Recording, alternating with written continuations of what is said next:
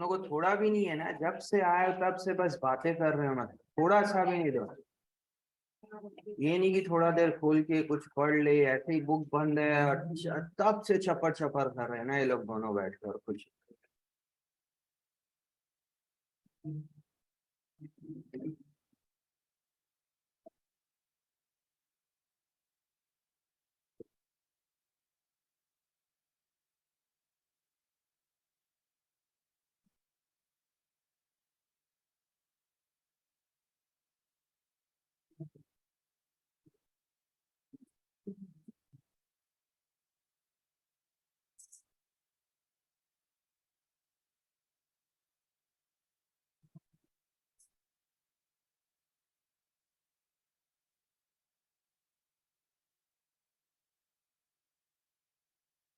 चलिए स्टार्ट करते हैं। कौन सा क्वेश्चन बनाए थे लास्ट क्लास में? 12। अभी अपन स्टार्ट करते हैं एडजस्टमेंट। कौन कौन से एडजस्टमेंट है ये पूरे चैप्टर में, उसका क्या क्या ट्रीटमेंट होना है, ये पूरा चीज। ठीक है। सबसे पहले देखिए इस चैप्टर में हमने किया क्या है, क्यों बना रहे हैं, कैसे है। अभी तक हमने अकाउंटेंसी में सीखा है, सबसे पहले बनाते क्या है अपन? General entry. जनरल एंट्री के बाद क्या बनता है? लेजर।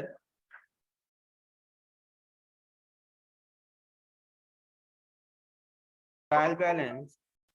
और ट्रायल बैलेंस के बाद बनता है हमारा trading and profit and loss account. Trading and profit loss account. And then इसके बाद हमारा बनता है बैलेंस शीट।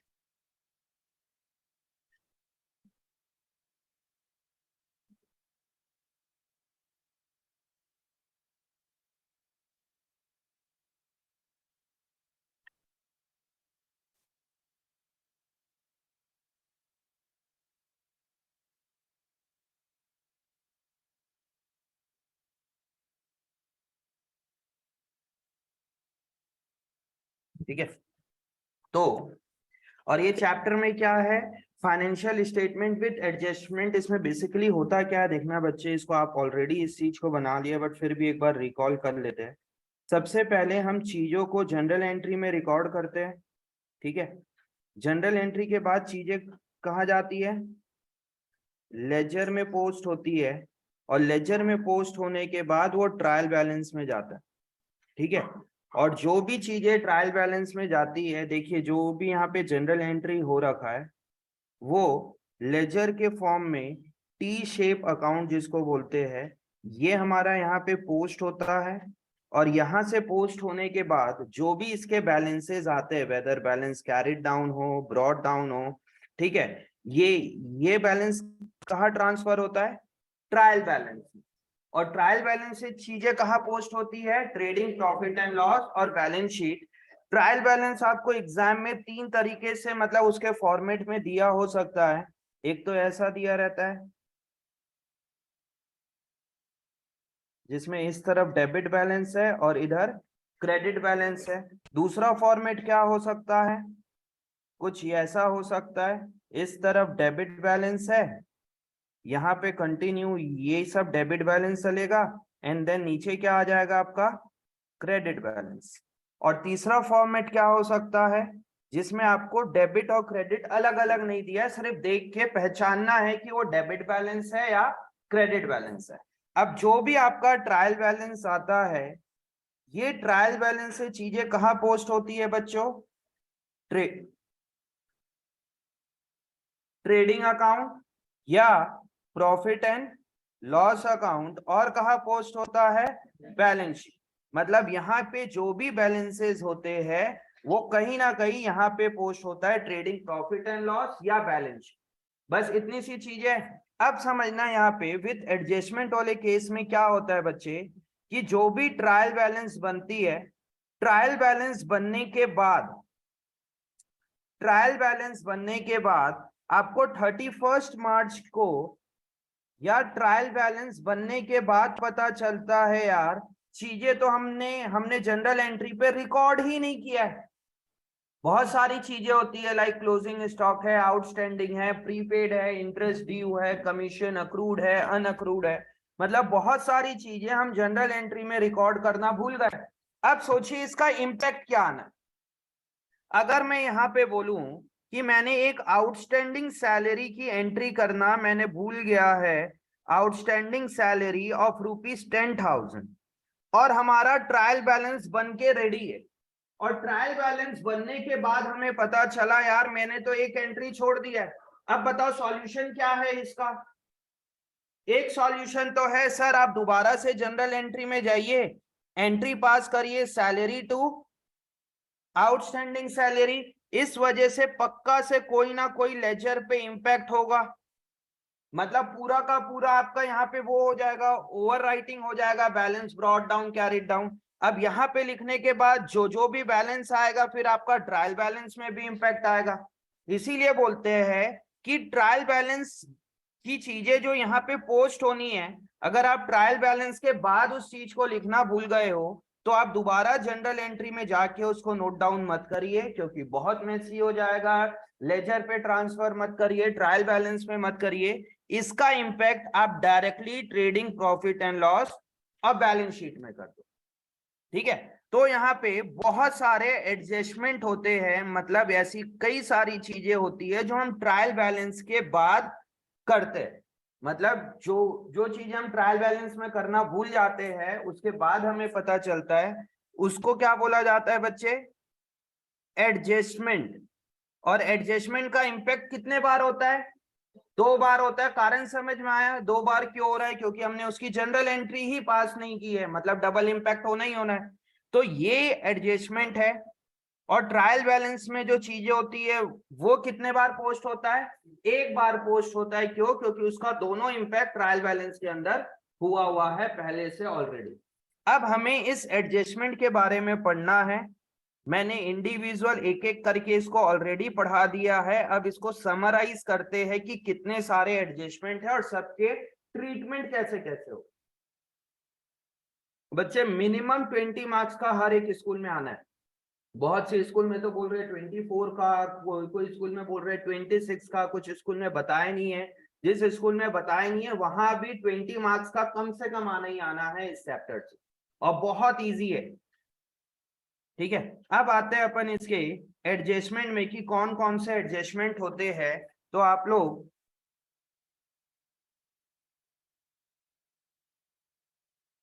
एडजस्टमेंट इसको साथ के साथ लिख लीजिए। पहले मैं एडजस्टमेंट पूरे के पूरे लिख रहा हूं क्या क्या एडजस्टमेंट है, फिर एक एक करके उसको डिटेल में पढ़ेंगे कौन कौन से एडजस्टमेंट, मतलब उसका ट्रीटमेंट क्या होना है। किसको ढूंढ रहे हो क्रिश, किसी को तो ढूंढ रहे हो, फर्स्ट बैंक से सर्च कर रहे हैं ना, इधर पहले पूरा पीछे देखा फिर इधर आके इधर देख रहा है।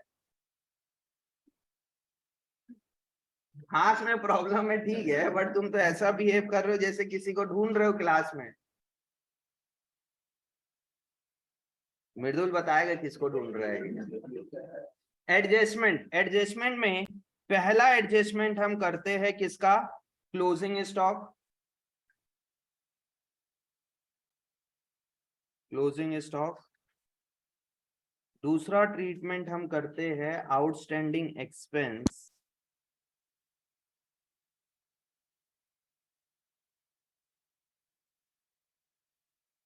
तीसरा प्रीपेड एक्सपेंस।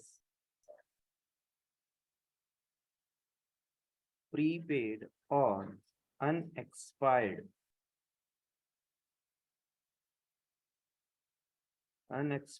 एक्सपेंसेस। फोर्थ हमारा होता है अक्रूड और आउटस्टैंडिंग इनकम। फिफ्थ हमारा पार्ट है अनअक्रूड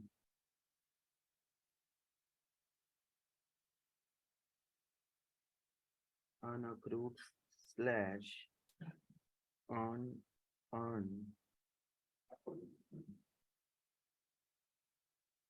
और income received in advance.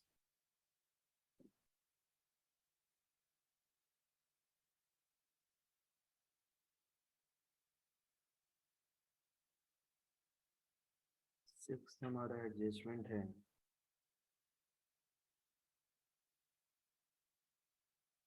Depreciation, seventh adjustment है बैड डेट,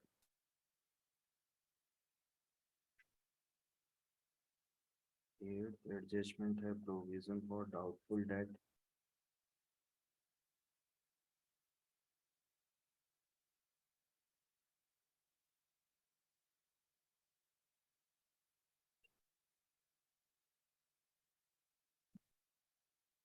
नाइन्थ एडजस्टमेंट है provision for discount on debtor,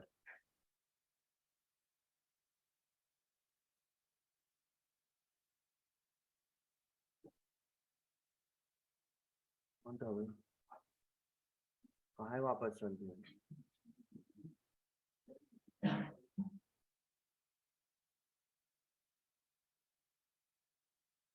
अगर दूसरी क्लास चल रही है।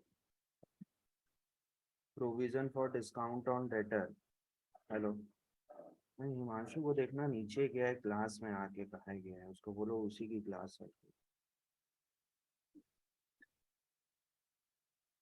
टेंथ क्या है हमारा मैनेजर कमीशन,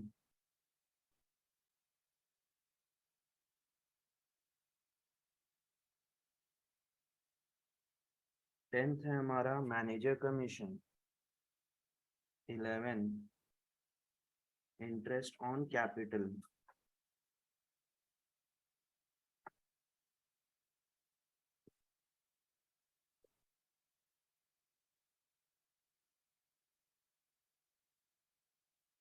लिख लिया फिर आगे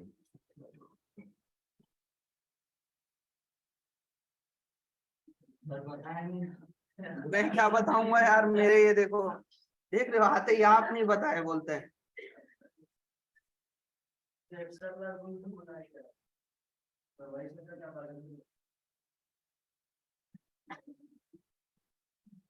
11th interest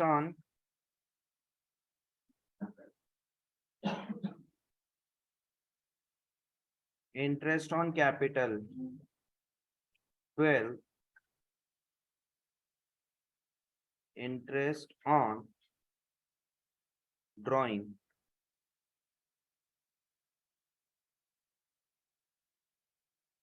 13 goods distributed as free sample या goods distributed amongst staff,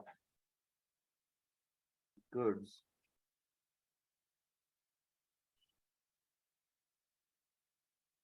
distributed as free samples, 14 drawing of goods,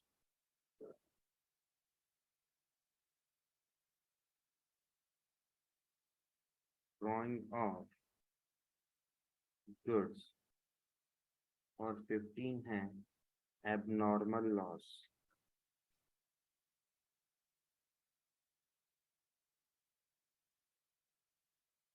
abnormal losses,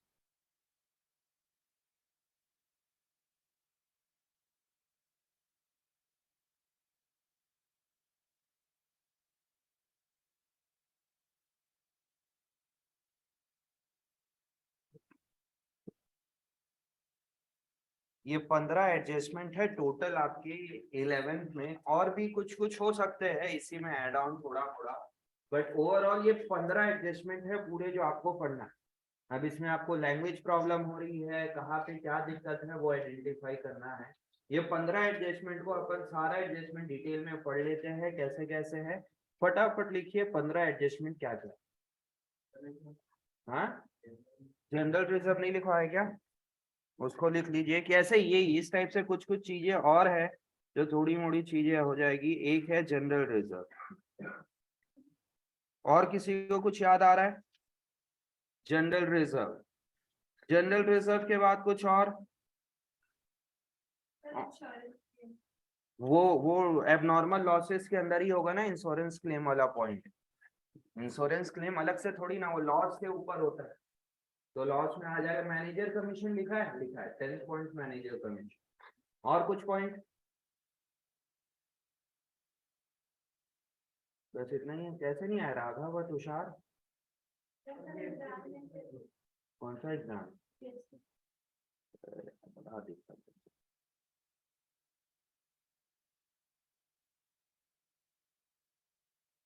हो गया? लिख लिया सब कोई 15 एडजस्टमेंट है? क्या चाहिए मैडम? कुछ समझ आ रहा है तुम्हें ये चैप्टर? दोनों एक साथ बैठते हैं ना।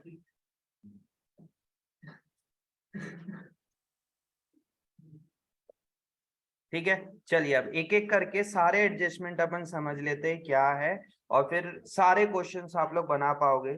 सबसे पहला हमारे पास क्या है बच्चे? Closing stock. तो क्लोजिंग स्टॉक पहला हेडिंग बनेगा यहाँ पे, क्लोजिंग स्टॉक। क्लोजिंग स्टॉक का ट्रीटमेंट क्या क्या होगा बच्चे? डबल इम्पैक्ट, क्योंकि हम एडजस्टमेंट पढ़ रहे हैं। बताइए क्लोजिंग स्टॉक का ट्रीटमेंट क्या क्या होगा? Krish, last bench. कहा जाएगा ट्रेडिंग अकाउंट में? पूरा बोलो ना अब। हाँ, और कहा जाएगा फिर बैलेंस शीट बोलता है।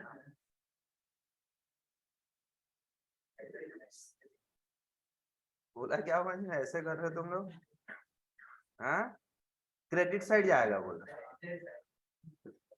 ठीक है, ये होगा क्या इसमें?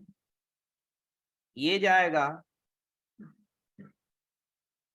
ट्रेडिंग अकाउंट, किस तरफ जाएगा? Credit side. और दूसरा कहा जाएगा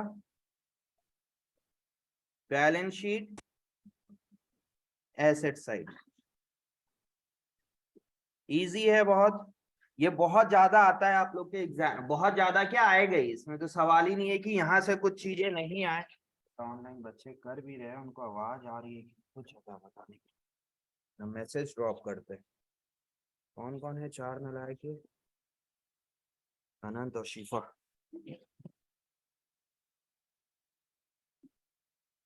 हाँ जी मैडम लोग, आवाज आ रही है? मैडम और अनंत सर, यही फोड़ा था ना बम स्कूल में? और ये तो बहुत सीधा समझता था यार, बहुत।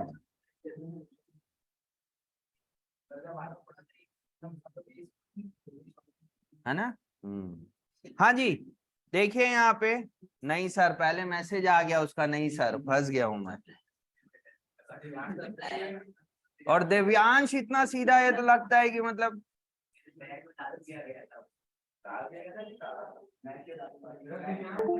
चलिए छोड़िए वो बात को। हाँ जी, यहाँ पे ध्यान देना एक बार फिर से, यहाँ पे आइए। जो ये चार चीजें है ध्यान देना यहाँ पे। चार चीजें, पहला outstanding expense, prepaid expense. Prepaid expense को और क्या बोलते हैं? Unexpired expense. और चौथा अक्रूड इनकम। मतलब यहाँ पे आपकी एक्सपेंस के बारे में बात हुई है, और यहाँ पे किसके बारे में बात हो रही है? इनकम। मतलब सेकंड और थर्ड पार्ट किसके बारे में बोल रहा है? एक्सपेंस। कि एक्सपेंस हमें देना चाहिए था, नहीं दिए। और थर्ड पार्ट किसके बारे में बात कर रहा है? एक्सपेंस के लिए बात कर रहा है कि हमने पहले से दे दिया। उसी से रिलेटेड यहाँ पे क्या है? इनकम के बारे में बात कर रहा है कि हमें इनकम मिल जानी चाहिए बट नहीं मिली है। और दूसरा कि हमें इनकम पहले से मिल गई है। इसमें बच्चे बहुत कंफ्यूज होते हैं, ये दोनों अलग अलग पॉइंट है ना। यहां पे किसके बारे में पॉइंट है? ये एक्सपेंसेस के बारे में। और फोर्थ और फिफ्थ किसके बारे में बात कर रहा है? ये इनकम के बारे में। इस तरीके से मार्किंग करिए आप लोग भी। सेकंड और थर्ड आपको एक्सपेंस के बारे में बात कर रहा है, और फोर्थ और फिफ्थ आपको इनकम के बारे में बात कर रहा है। ये बहुत इंपॉर्टेंट है यहाँ पे। Outstanding expense, prepaid expense, accrued income और अनअक्रूड इनकम। ये कुछ नहीं लिखा आया हूं हिमांशु, तुम आयो बाद में, बस बाद में जाते समय इसकी फोटो खींच लेना। ये 15 पॉइंट है, या तो मैं बुक में बता दूंगा कहाँ पे लिखा है। अभी बस क्लास स्टार्ट हुई है, 15 पॉइंट मैंने लिखा है और कुछ नहीं। एडजस्टमेंट के 16 पॉइंट है। अब ये 16 पॉइंट को हम डिस्कस करेंगे तो ऑलरेडी सारे 16 पॉइंट्स हो जाएंगे। तो बोलेगा मेरे को फर्क ही नहीं पड़ता सर, छोड़ दो। हाँ, संडे को आप लोग का एग्जाम है। यही चैप्टर का जितना टॉपिक हो जाएगा उस टॉपिक में वहां से क्वेश्चंस आएंगे। 2 या 3 क्वेश्चन दूंगा, सेम क्लास में बैठ के अपन कॉपी भी चेक कर लेंगे और देना है ये टेस्ट सबको। उसी उसी दिन आपकी कॉपी भी चेक, ज्यादा देर का टेस्ट नहीं होगा, 45 मिनट्स या 1 आवर का टेस्ट होगा। एंड देन उसी दिन अपन कॉपी एक्सचेंज करके कॉपी भी चेक कर लेंगे। इसमें इसमें कुछ नहीं है, क्योंकि आपको पता है क्या direct, indirect, net profit, gross profit और बैलेंस शीट को चेक करना है। समृद्धि कुछ बोल रही है क्या? क्या बोल रही है? एक ही क्वेश्चन देना फिर, ठीक है। सेकेंड एडजस्टमेंट, सेकेंड एडजस्टमेंट यहां पे है आउटस्टैंडिंग एक्सपेंस, आउटस्टैंडिंग एक्सपेंस। आप लोग को आउटस्टैंडिंग एक्सपेंस के बारे में लिख लेना क्या होता है, या तो जैसे लिखना है व्हाट्सएप लैंग्वेज पे लिखना है, जो लैंग्वेज पे लिखना है आप आउटस्टैंडिंग एक्सपेंस को लिख लेना। आउटस्टैंडिंग एक्सपेंस मतलब होता है क्या है बच्चे? सर्विस हमने ले लिया है बट पेमेंट नॉट मेड, हमने पेमेंट नहीं दिया है। Service receive but payment not made. समझ में आ रहा है? इसका इसका ट्रीटमेंट क्या क्या होगा? इसका ट्रीटमेंट क्या होगा? प्रॉफिट एंड लॉस अकाउंट में डेबिट साइड यहां पे कोई भी रिस्पेक्टिव एक्सपेंस जो होगा उसमें उसमें क्या क्या हो जाएगा बच्चे? ये बातें नहीं, उसमें क्या हो जाएगा? ये आउटस्टैंडिंग एक्सपेंस ऐड हो जाएगा। क्यों? क्योंकि एक्सपेंस तो हमारे करंट ईयर का है, भले हमने पेमेंट किया हो या नहीं किया हो। पहले आउटस्टैंडिंग एक्सपेंस का मतलब समझ में आना चाहिए ना। आउटस्टैंडिंग एक्सपेंस मतलब होता है क्या है कि हमने काम करवा लिया। इसको समझने के लिए आप अपने घर के स्टाफ को लेके समझ सकते हो कि भाई उसने पूरे महीने काम कर लिया नवंबर महीने, बट आप पेमेंट कब कर रहे हो? दिसंबर के मंथ में कर रहे हो। बताइए वो एक्सपेंस कब का है? नवंबर का है कि दिसंबर का है? नवंबर का है, मतलब उस मंथ पे वो ऐड हो जाएगा। और दूसरा इंपैक्ट क्या होगा इसका?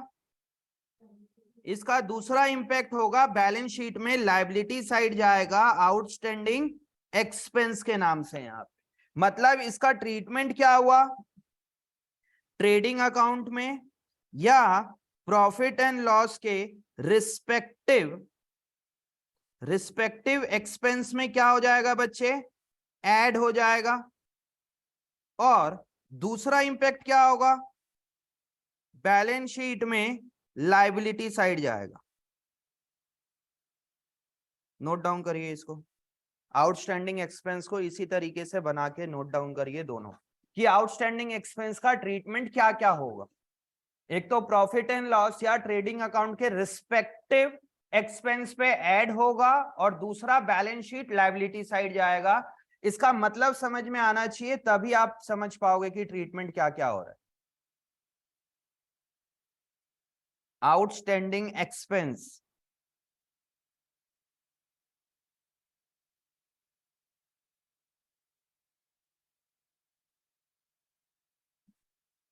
रिस्पेक्टिव एक्सपेंस पे ऐड होगा और दूसरा बैलेंस शीट में लायबिलिटी साइड जाएगा।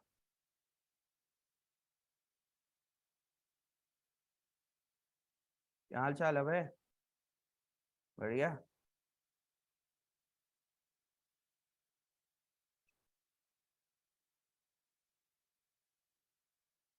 जल्दी लिखते रहिए साथ के साथ जो है।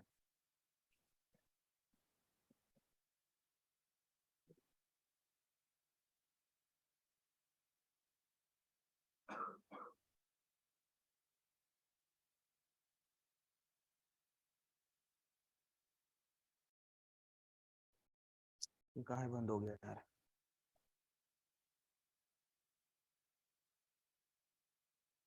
हाँ जी, लिख लिए। थर्ड पॉइंट, थर्ड पॉइंट है इसका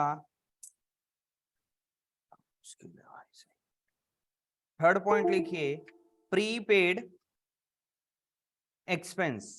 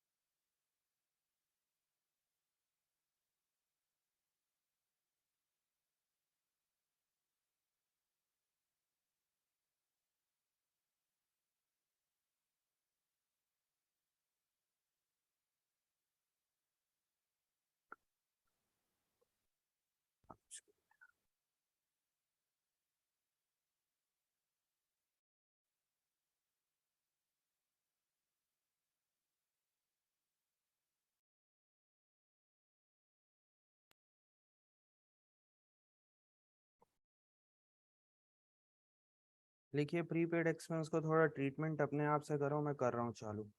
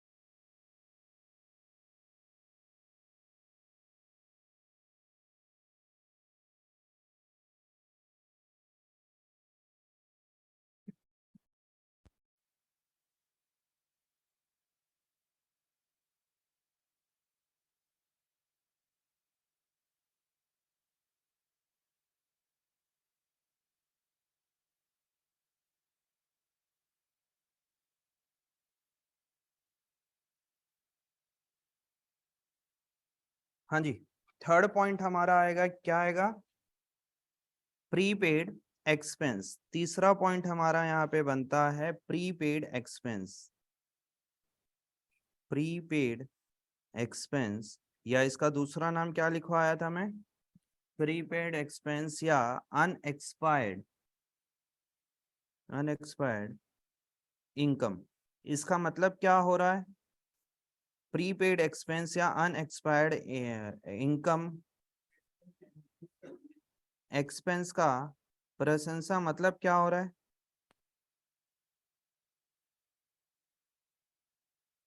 हमने पहले से पेमेंट कर दिया है, income expense paid in advance. हम अगर किसी को पहले से एक्सपेंस पे कर देंगे, अब इसमें समझना आप लोग एंट्री की, इसमें एडजस्टमेंट में हम उस रिस्पेक्टिव एक्सपेंस से माइनस क्यों करते हैं।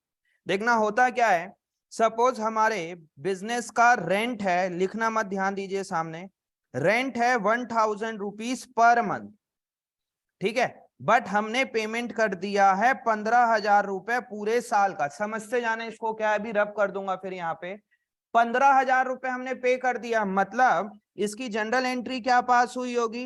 Rent account debited to cash account, कितना रुपए? 15,000। मतलब ये ट्रायल बैलेंस में किस तरीके से जाएगा? हमारा रेंट जाएगा डेबिट साइड 15,000 रुपए से, और हमारा कैश जो है वो 15,000 से माइनस होके अपने आप सेट ऑफ हो जाएगा यहाँ पे, ठीक है। अब यहां से चीजें कहां ट्रांसफर होगी? ट्रेडिंग अकाउंट में जाएगा। यहां से चीजें कहां जाएगा बच्चे आपका? ट्रेडिंग अकाउंट में जाएगा रेंट, ट्रेडिंग अकाउंट में जाएगा ट्रेडिंग या प्रॉफिट एंड लॉस अकाउंट में जाएगा, क्या जाएगा यहाँ पे? रेंट जाएगा, कितने रुपए का? 15,000 रुपीज का, और नीचे एडजस्टमेंट पे लिखा रहेगा 3,000 प्रीपेड एक्सपेंस। समझ में आ रहा है? आपने 3,000 रुपए अगले साल का पे कर दिया, इस साल का पे ही नहीं किया। इसीलिए मैं इसको क्या करता हूं बच्चे, इस एक्सपेंस में से माइनस कर देते हैं प्रीपेड एक्सपेंस, माइनस कितना कर देंगे 3000 रुपीज, ये माइनस हो रहा है। अब समझ में आया कि माइनस क्यों कर रहे हैं, क्योंकि जब हमने पे किया होगा तब ऑलरेडी उस एक्सपेंस में लिखा गया होगा। जब ये एक्सपेंस में लिखाया, इस वजह से ट्रेडिंग अकाउंट के डेबिट साइड लिखा गया होगा।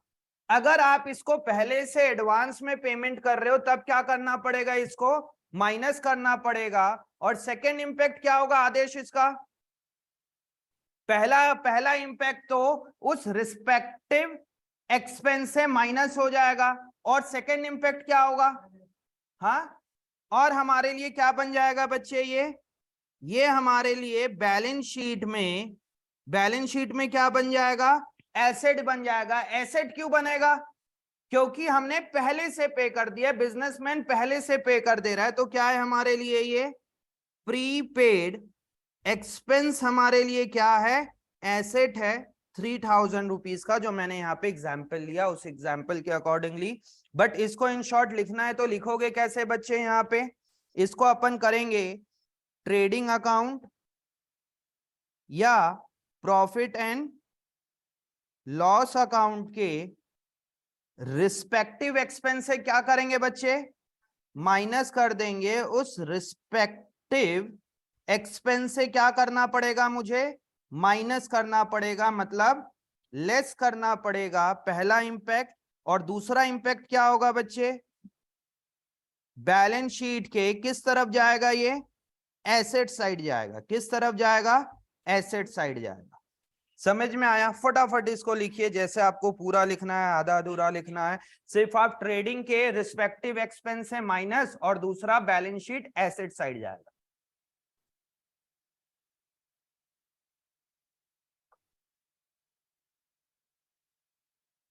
बातें नहीं करो, लिखो ना यार, ऐसे ही लिखना है, इतना सारा तुम लोग बातें चालू कर देते हो।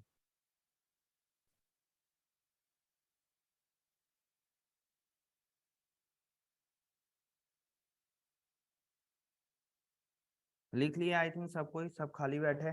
अब देखिए मैंने यहाँ पे बात क्या किया है बच्चे, सेकंड और थर्ड पॉइंट को थोड़ा सा समराइज करना पड़ेगा। सेकंड और थर्ड पॉइंट पे मैंने बात किया है किसके बारे में, एक्सपेंस के बारे में। एक्सपेंस क्या हो सकता है बच्चे, आउटस्टैंडिंग भी हो सकता है और प्रीपेड भी हो सकता है। नाम थोड़ा घुमा के दे देगा तो कंफ्यूज मत होना, अनपेड बोल देगा, आउटस्टैंडिंग बोल देगा, कुछ भी बोल सकता है। अब यहाँ पे जो मैं ट्रेडिंग और प्रॉफिट एंड लॉस पे इसका ट्रीटमेंट करूंगा, वो किस तरफ होगा बच्चे, trading and profit and loss के एडजस्टमेंट किधर होगा, debit side. Debit side outstanding वाला क्या होगा बच्चे, प्लस होगा, और प्रीपेड वाला क्या होगा, माइनस होगा। मतलब एक्सपेंस के बारे में बात कर रहा हूं, सेम टाइप के वर्ड मिलेंगे आपको इनकम में भी, और बच्चा इनकम आते ही कंफ्यूज हो जाता है। इनकम वाला अभी तक सिर्फ हमने एक क्वेश्चन किया है, कमीशन रिसीव्ड इन एडवांस, वो भी शायद मैं एक्स्ट्रा क्लास में इलिस्ट्रेशन में मिला था वो, या तुम लोग के रेगुलर क्लास में कराया हूं कि नहीं पता नहीं, कि कमीशन अपने को पहले से मिल गया। अब यहाँ पे जो आएगा फोर्थ पॉइंट, फोर्थ पॉइंट किस चीज को लिखा है देख के बताइए आप लोग, accrued income, accrued income, इसका मतलब क्या हो रहा है, accrued income,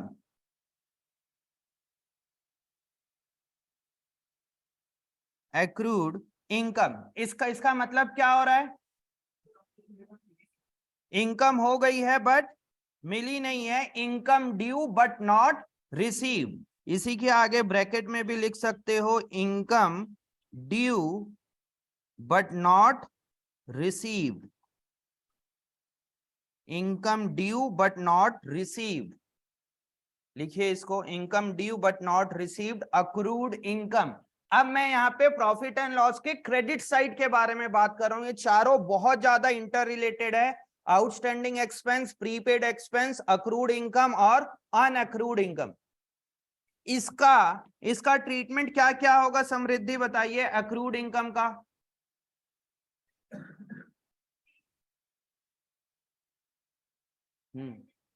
और एसेट साइड, इसका ट्रीटमेंट देखिए क्या होगा, सामने लिखना मत, जब समझा रहा हूं ना उस समय मत लिखना। इसमें क्या होगा, ट्रेडिंग या स्पेशली इसमें प्रॉफिट एंड लॉस अकाउंट तरफ ही आ सकता है, जो भी मेरी रिस्पेक्टिव इनकम है। सपोज हमारी इनकम है कमीशन की, ठीक है, तो कमीशन हमारी ड्यू तो हो गई है बट मिली नहीं है। मतलब हमने इस जो लास्ट मंथ था नवंबर मंथ, उसमें हमने सर्विस दे दिया है बट पैसा नहीं मिला है। आप लोग के लिए तो बहुत अच्छा है समझने के लिए। काहे के लिए हंस रहे हो? हाँ देखो, मतलब पूरे तुम लोग भी मतलब कॉमर्स वाले स्टूडेंट हो गए हो। अब मैंने बोला नहीं, आप लोग खुद समझ गए। आप लोग समझना साई कोचिंग के पॉइंट ऑफ व्यू से, बट हमारे लिए वो क्या है, डेटर्स है। हमारे लिए तो ऑपरेटिंग इनकम है ना, और ऑपरेटिंग इनकम के लिए वो क्या बोलते हैं, सिर्फ वो सेल्स के नाम से हम रिकॉर्ड करते हैं, कभी भी इस नाम से रिकॉर्ड नहीं होगी। बट फिर भी आप लोग सोच लेना साई कोचिंग के पॉइंट ऑफ व्यू से कि हमने सर्विस दे दिया है बट पैसा नहीं मिला है। बताइए हमारी इनकम है कि नहीं है? बिल्कुल इनकम है, इसीलिए वो यहां पे ऐड हो जाएगा। इसको बोलेंगे क्या हम, एक्रूड इनकम। ये यहां पे हमारे लिए क्या हो जाएगी बच्चे, प्लस हो जाएगी। और इसका सेकेंड इंपैक्ट क्या होगा, बैलेंस शीट के एसेट साइड जाएगा। एसेट साइड क्यों जाएगा जतिन? क्योंकि मिलना बाकी है, हमारे लिए तो एसेट है, तब क्या जाएगा ये यहाँ पे, एक्रूड इनकम। ये हमारे लिए एसेट साइड चल देगा। समझ में आ रहा है? इसका ट्रीटमेंट लिख लेते हैं। ट्रीटमेंट क्या होगा, पहला ट्रीटमेंट होगा प्रॉफिट एंड लॉस के किस तरफ जाएगा, प्रॉफिट एंड लॉस अकाउंट के रिस्पेक्टिव इनकम में क्या हो जाएगा, ये ऐड हो जाएगा। रिस्पेक्टिव इनकम में क्या हो जाएगा बच्चे, ऐड हो जाएगा। और इनकम अगर नहीं है तो क्रेडिट साइड लिख देना सीधा। और सेकेंड इंपैक्ट क्या होगा बच्चे, सेकेंड इंपैक्ट जाएगा बैलेंस शीट के किस तरफ, एसेट साइड। ये बैलेंस शीट के एसेट साइड जाएगा आपका एक्रूड इनकम या income due but not received. लिख लियो, अब लिख लियो इस चीज को। मतलब मैं यहाँ लिखना बंद नहीं किया हूं, उससे पहले देख रहा हूं तो बच्चे लिख के भी बैठे। गुड, मतलब समझ गए तुमने टॉपिक को, है ना। और जल्दी जल्दी लिखिए, थोड़ा सा ऐसा नहीं खाली बैठे हैं तो कुछ ही अकाउंट वगैरह या जैसे बनाना है बनाइए बनाइए, जो जिसको जो बनाना है जल्दी करिए। एक्रूड इनकम, एक्रूड इनकम के बाद क्या करना है हमें, फिफ्थ पॉइंट क्या पढ़ना है, unaccrued income, income received in advance या अनअर्न्ड इनकम। इसके 4-5 नाम हैं। पहला अपन लिखते हैं यहाँ पे अनएक्रूड इनकम, अनएक्रूड इनकम। दूसरा क्या नाम है इसका, अनअर्न्ड इनकम। और इसको क्या बोला जाता है, income received in advance, income received in advance. ये ना ध्यान देना, कमीशन के ऊपर बहुत वो कर देता है और बच्चे जल्दी जल्दी में वो हो जाता है। कमीशन आपको ट्रायल बैलेंस के क्रेडिट साइड लिखा रहेगा और नीचे एडजस्टमेंट में अक्रूड या अनअक्रूड का एक पॉइंट दे देगा। और आप लोग जल्दी जल्दी में करोगे क्या, कमीशन को एक्सपेंस साइड लिख दोगे और एक्सपेंस के पॉइंट ऑफ व्यू से उसको कर दोगे।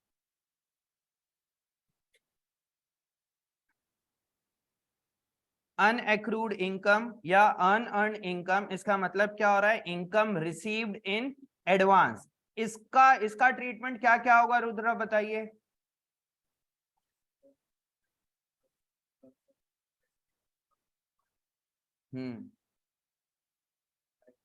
और दूसरा कहा जाएगा लाइबिलिटी साइड जाएगा। बहुत कॉमन सेंस चीजें हैं जो अपन ये चैप्टर में कर रहे हैं। सामने देखो, तुमने लिख तो ऐसे रहे हो जो कितने एक्सपर्ट हो सर, आप लिखोगे उससे उससे पहले हम लिख के बैठे हैं। सामने देखिए सब,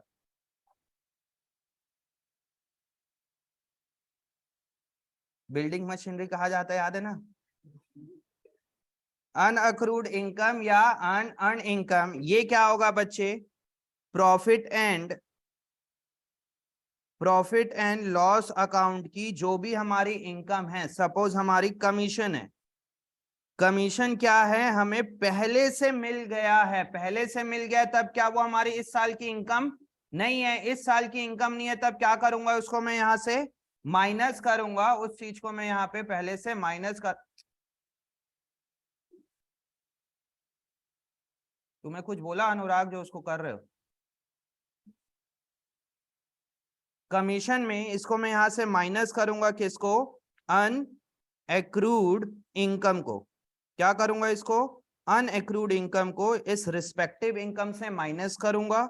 और दूसरा इंपैक्ट क्या आ जाएगा बच्चे, बैलेंस शीट में एसेट साइड जाएगा। क्यों, क्योंकि मुझे पैसा पहले से मिल गया, आप लोगों ने पहले से हमें हमें पेमेंट कर दिया है, तो हमारे लिए क्या है बच्चे, वो लायबिलिटी है, लायबिलिटी है, इसलिए बैलेंस शीट लायबिलिटी साइड जाएगा यहाँ पे अनएक्रूड इनकम के नाम से, अनएक्रूड इनकम के नाम से यहाँ पे वो कहा जाएगा, लायबिलिटी साइड जाएगा। मतलब इसका ट्रीटमेंट क्या क्या हो रहा है बच्चे, प्रॉफिट एंड लॉस अकाउंट के रिस्पेक्टिव इनकम से क्या हो जाएगा, ये लेस हो जाएगा, रिस्पेक्टिव इनकम से ना, इनकम से क्या हो जाएगा बच्चे, ये लेस हो जाएगा। और दूसरा इंपैक्ट क्या होगा, बैलेंस शीट के किस तरफ जाएगा बच्चों, लायबिलिटी साइड जाएगा, लायबिलिटी साइड। इस चीज को ना देखना, आप लोग ध्यान देना कि टीचर ना चैप्टर के स्टार्टिंग में करवाते हैं, ये पूरा का पूरा नोट्स जो क्लास 1 होती है, फर्स्ट क्लास होती है इस चैप्टर की, वहां पे लिखा देते हैं, बट बच्चा वहां पे लिंक ही नहीं कर पाता है, सर आप बोल क्या रहे हो। पूरा का पूरा टीचर ऐसे ही करवाते हैं, प्रॉफिट एंड लॉस के क्रेडिट साइड होगा, माइनस होगा, प्लस होगा, बैलेंस शीट जाएगा, बट बच्चा को समझ ही नहीं आता है कि क्यों हो रहा है। अभी देखिए मैंने सारे क्वेश्चन कराए, इसीलिए वहां पे क्लास बहुत स्लो चली कि मुझे कॉन्सेप्ट समझाना था। अब यहाँ पे लिख रहा हूं तो आपके आपके पूरे माइंड में इमेज बन रही है कि सर आप जो बोल रहे हो उसका आप डायरेक्ट हम लिंक कर पा रहे हैं कि उसको माइनस क्यों कर रहे हैं, लायबिलिटी साइड क्यों जा रही है, कैसे। ये जो 15 एडजस्टमेंट है, ये कहीं से लॉजिक नहीं है कि आप फर्स्ट क्लास में चीजों को करा दो, क्योंकि फर्स्ट क्लास तो बच्चा इसको समझ ही नहीं पाता कि हो क्या रहा है सर। यहाँ पे समझ में आया, फिफ्थ पॉइंट लिख लिए, जल्दी लिखिए फिफ्थ पॉइंट। फिफ्थ पॉइंट के बाद अब थोड़े से चीजें इजी, अब इसको भी थोड़ा समराइज करते हैं, सेकेंड थर्ड फोर्थ और फिफ्थ पॉइंट को। सेकेंड थर्ड फोर्थ और फिफ्थ पॉइंट को एक साथ पढ़ना बहुत जरूरी है, नहीं तो कंफ्यूज होगा। आइए फोर्थ और फिफ्थ पॉइंट को सबसे पहले देखते हैं। फोर्थ और फिफ्थ पॉइंट पे यहाँ पे क्या हो रहा है, एक्रूड इनकम, मतलब यहाँ पे किसके बारे में बात कर रहा है बच्चे, इनकम के बारे में। सामने देखिए, लिखना नहीं अब कोई भी। इनकम आपकी दो टाइप से हो सकती है, तीन हो, एक तो जिस साल के उस साल है, बट एडजस्टमेंट में क्या क्या होगा, एक्रूड इनकम, और दूसरा क्या हो सकता है, अनएक्रूड इनकम। इसको एक्रूड इनकम को हम इन जनरल बोल देते हैं आउटस्टैंडिंग इनकम, क्योंकि मुझे मिलना बाकी है आउटस्टैंडिंग। और अनएक्रूड को क्या बोल देते हैं अपन, प्रीपेड। जबकि ये वर्ड यूज करना बहुत गलत है, आपको मिल रहा है ना पैसा, यहाँ पे हो क्या रहा है बच्चा, पैसा आपको मिल रहा है, और आप वर्ड क्या यूज कर रहे हो, पेड। वर्ड क्या यूज कर रहे हो, पेड, दैट इज प्रीपेड, मतलब हमने पे किया। मतलब अपनी ही बात को अपन देखिए यहाँ पे कंट्राडिक्ट कर रहे। अनएक्रूड मतलब हमें इनकम पहले से मिल गई है, बट कई लोग यहाँ पे वर्ड क्या यूज करते हैं, प्रीपेड इनकम। प्रीपेड इनकम, सोच के देखिए बोल क्या रहे हैं आप लोग, प्री पेड और इनकम, लिंक करके देखो इसका मतलब क्या हो रहा है। पेड भी बोल रहे हो और क्या बोल रहे हो, इनकम भी बोल रहे हो।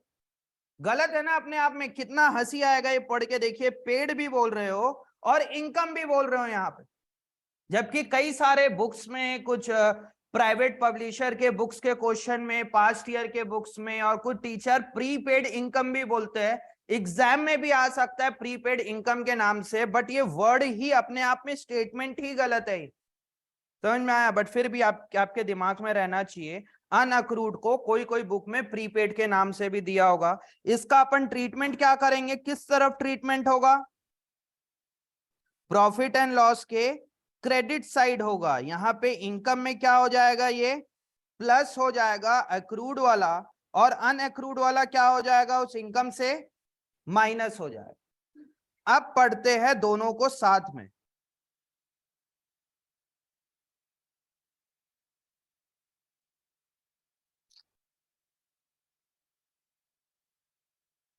किन दोनों को साथ में पढ़ना है? एक्सपेंस को, इसको ना पूरा साथ में पढ़ाना बहुत जरूरी है। आप लोग को इंडिविजुअल पढ़े हो तो इजी लगता है, अभी मैं पढ़ाऊंगा तो भी इजी, बट जब बुक में क्वेश्चन आता है ना तब बच्चे बहुत कंफ्यूज होते हैं एक्सपेंस को लेके और इनकम को लेके। एक्सपेंस किस किस तरीके से हो सकती है बच्चे? आउटस्टैंडिंग भी हो सकती है और प्रीपेड। एडजस्टमेंट के लिए बात कर रहा हूं क्योंकि एक्सपेंस जिस साल की उस साल तो पे हो गई, तो उस पॉइंट को मैं लिख ही नहीं रहा हूं। इनकम भी क्या क्या हो सकता है, ये देखिए आउटस्टैंडिंग बोल रहे हैं ना एक बच्चा पीछे से। एक्रूड हो सकता है और अनएक्रूड हो सकता है। एक्रूड मतलब होता क्या है यहाँ पे, एक्रूड मतलब income earn but not receive.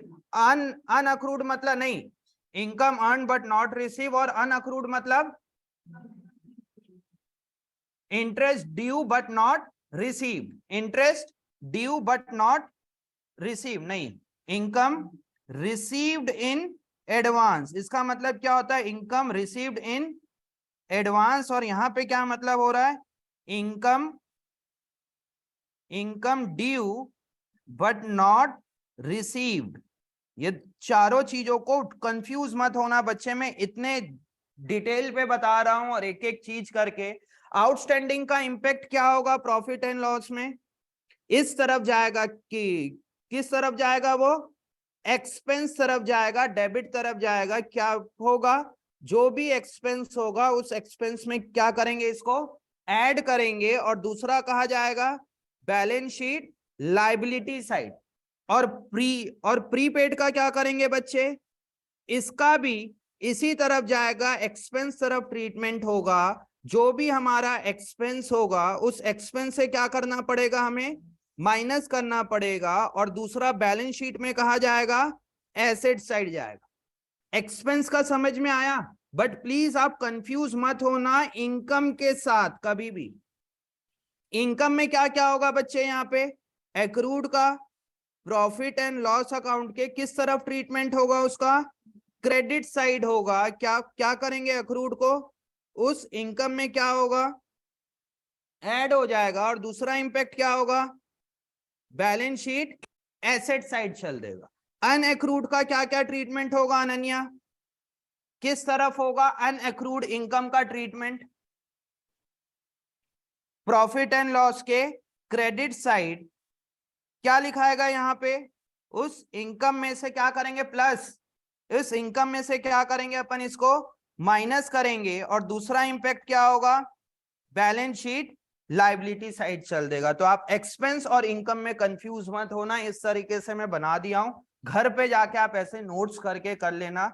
Second point, third point, fourth point और फिफ्थ पॉइंट बहुत ज्यादा इंटर रिलेटेड है, इस पे कंफ्यूज नहीं होना, और अपने से खुद से नोट बनाओगे तब ज्यादा अच्छे समझ में आएगा। और ये वाला जो चैप्टर है ना, आप लोग अगले 4-5 साल तक पढ़ने वाले हो, ये वाले topic, outstanding expense, prepaid expense, accrued income और अनअक्रूड इनकम। समझ में आ रहा है? ऐसा मत सोचना कि 11th में पढ़ा दिया और 11th में चीजें खत्म हो गई। 11th के बाद भी 4-5 साल आप लोग को अनअक्रूड, अक्रूड, आउटस्टैंडिंग और प्रीपेड को ट्रीटमेंट करना ही पड़ेगा। समझ रहे हो? इसको घर पे जाके अपने से नोट बनाओगे तो ज्यादा अच्छे से समझ में आएगी चीजें। और ठीक, हमने कितने पॉइंट कर लिए बच्चे, 5 पॉइंट। 6 पॉइंट अब थोड़ा सा इजी है, 6th और 7th, फिर 8 और 9 फिर से थोड़ा सा आ जाएगा। 8, 9, 10th में बच्चे कंफ्यूज होते हैं, फिर 11th इजी होगा, तो 12th में ऐसे करके ना कुछ कुछ अच्छे अच्छे पॉइंट है। 6 पॉइंट क्या है, जो कि एग्जाम में आता ही आता है, ये भी डेप्रिसिएशन। क्या है यहाँ पे, डेप्रिसिएशन। डेप्रिसिएशन किस चीज के ऊपर लगेगा बच्चे, एसेट के ऊपर लगेगा। बहुत इजी है। डेप्रिसिएशन का इंपैक्ट क्या होगा, profit and loss account, debit side, profit and loss account debit side, और दूसरा क्या होगा, बैलेंस शीट के रिस्पेक्टिव एसेट से क्या हो जाएगा बच्चे, ये रिस्पेक्टिव एसेट से प्लस हो जाएगा, रिस्पेक्टिव एसेट से क्या होगा, प्लस। छवि यस सर बोल रही है, खुद को पता नहीं है उसको और बता रही है मैडम। रिस्पेक्टिव एसेट से क्या हो जाएगा बच्चे, माइनस हो जाएगा, लेस हो जाएगा। लिखिए इसको,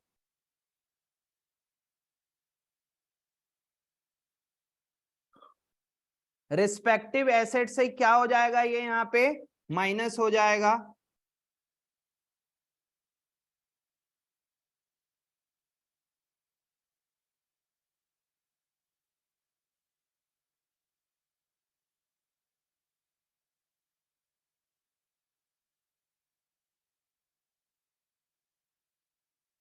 नाइन पॉइंट 7 पॉइंट इसके बाद bad debt,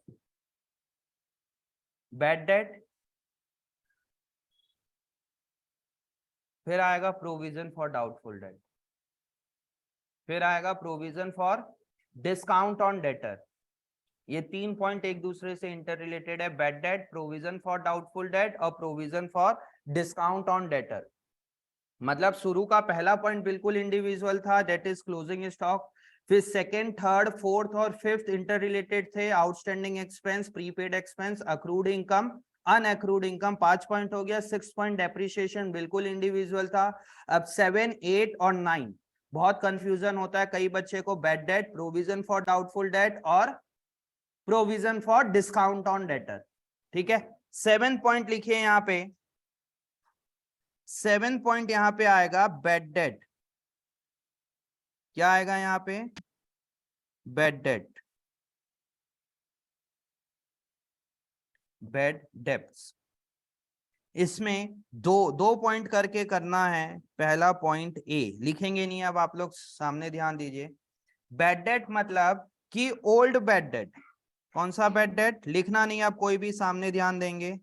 old bad debt, old bad debt किस तरीके से दिया रहता है क्वेश्चन में, ओल्ड बैड डेट किस तरीके से दिया रहेगा क्वेश्चन में, ट्रायल बैलेंस के अंदर दिया रहेगा यहाँ पे bad debts, debit side, credit side.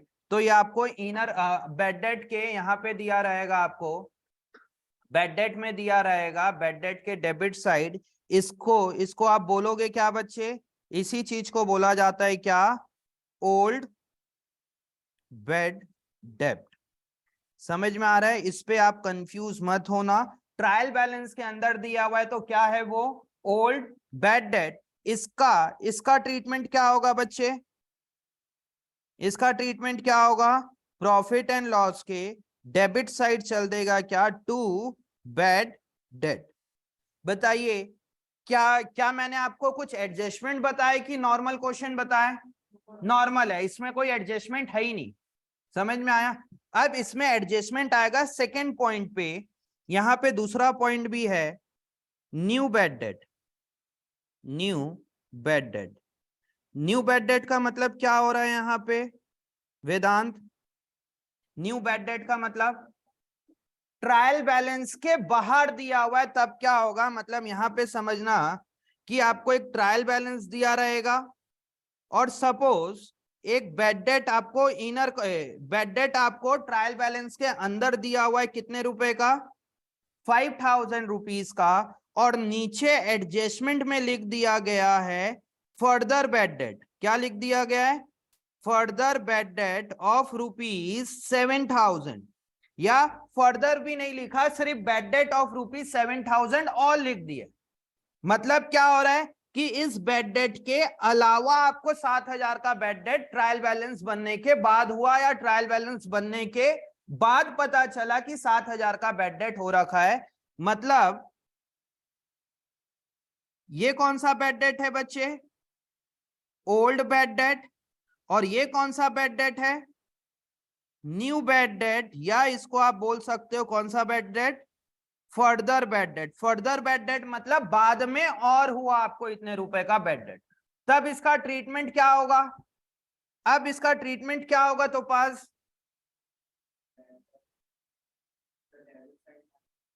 Further bad debt का बताओ, फर्दर बैड डेट का ट्रीटमेंट क्या क्या होगा? तुम दोनों अकाउंट बोल दे रहे हो, ट्रेडिंग प्रॉफिट एंड लॉस, वो एक अकाउंट बोलो ना, ट्रेडिंग में जाएगा कि प्रॉफिट एंड लॉस पे जाएगा? प्रॉफिट एंड लॉस पे डेबिट साइड जाएगा, और दूसरा इंपैक्ट डेटर में से माइनस। मतलब फर्दर बैड डेट का ट्रीटमेंट क्या होगा बच्चे? प्रॉफिट एंड लॉस में जो हमने बैड डेट लिखा हुआ है, उस बैड डेट में क्या हो जाएगा, ये फर्दर बैड डेट ऐड हो जाएगा। और दूसरा ट्रीटमेंट क्या होगा?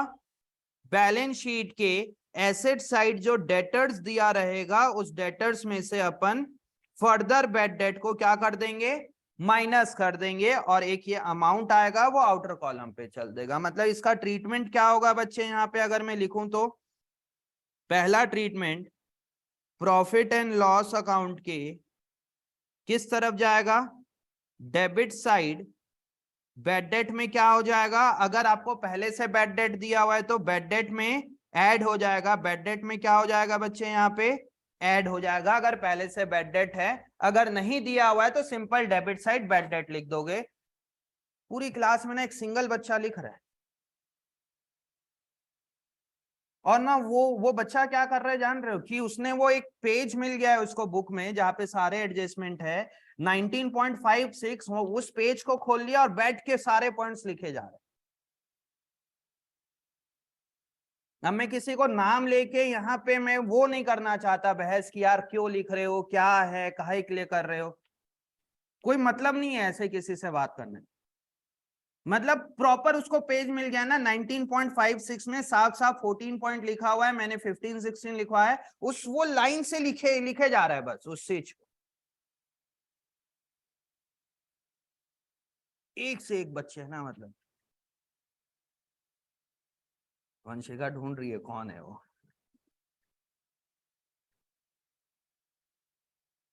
ठीक है, चलिए प्रॉफिट एंड लॉस के डेबिट साइड जाएगा। सेकेंड इंपैक्ट क्या होगा बच्चे, सेकेंड इंपैक्ट क्या होगा, बैलेंस शीट में, बैलेंस शीट में डेटर से क्या हो जाएगा बच्चों, माइनस हो जाएगा। अब नालायक टाइप आप लोग मत निकाल के बैठ जाना 19.56, मैं बता दिया तो पता चल रहा है, एक आध दो बच्चे और निकाल के बैठ जाएंगे 19.56। उसमें इस तरीके से मेंशन नहीं है जिस तरीके से मैं अकाउंट बना के दिखा रहा हूं। उस चीज को तो घर में देख लेना कि कैसे लिखा है। इस चीज को नोट डाउन करिए अपने लैंग्वेज पे, बैड डेट का ओल्ड बैड डेट, फिर न्यू बैड डेट, और मेन एडजस्टमेंट क्या है इसमें, new bad debt. New bad debt adjustment है, जो ओल्ड बैड डेट है उसको, वो तो आपका नॉर्मल क्वेश्चन है, कोई एडजस्टमेंट का पार्ट ही नहीं है वो। कौन कौन एब्सेंट है यार आज? फरहान नलायक एब्सेंट है। हाँ,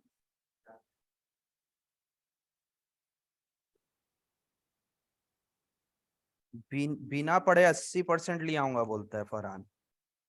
पढ़ने की जरूरत ही नहीं है 80% लाने के लिए, मतलब बाकी सब पढ़ रहे हैं, आप पागल है जो, है ना। और फरहान है, राघव, तुषार,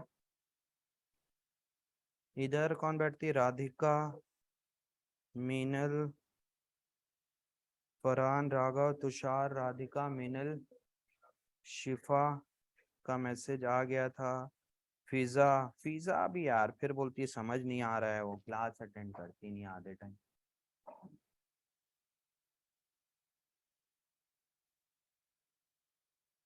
भूमिका,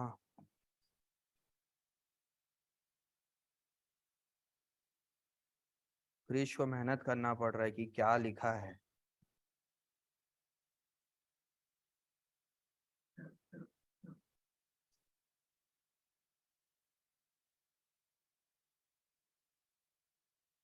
टाइमिंग क्या थी, 4:30 से 6?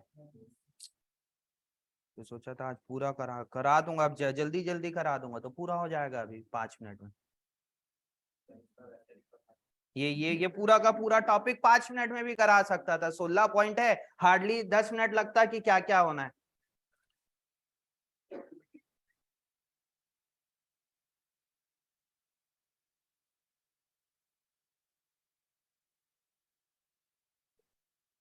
ये बहुत इंपॉर्टेंट है, मतलब पूरा का पूरा चैप्टर आप इसमें कंट्रोल में कर सकते हो अपने कि क्या क्या एडजस्टमेंट आ सकते हैं पूरा का पूरा।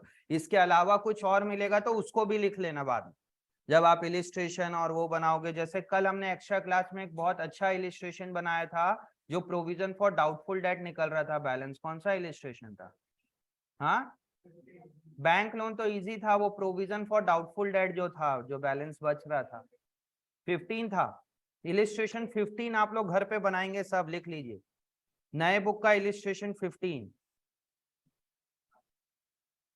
इलिस्ट्रेशन 15 में वो था क्योंकि उसमें बिल डिसऑनर्ड हो रहा था और डेटर आधा इररिकवरेबल था।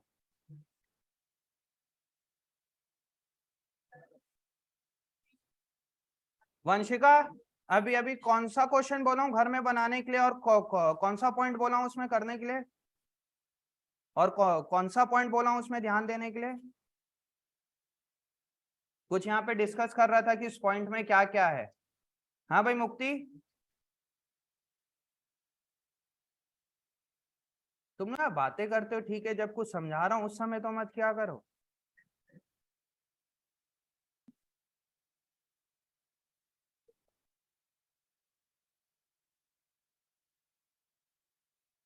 तुम्हें भी अपना अलग बैठाना पड़ेगा राघव, रौनक।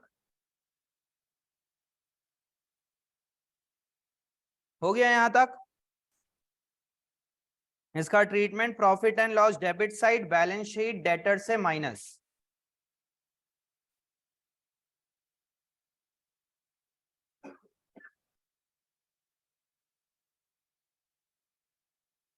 कौन सा पॉइंट लिखा है हमने? ये पॉइंट नंबर क्या है? 7 लिख लिए सब?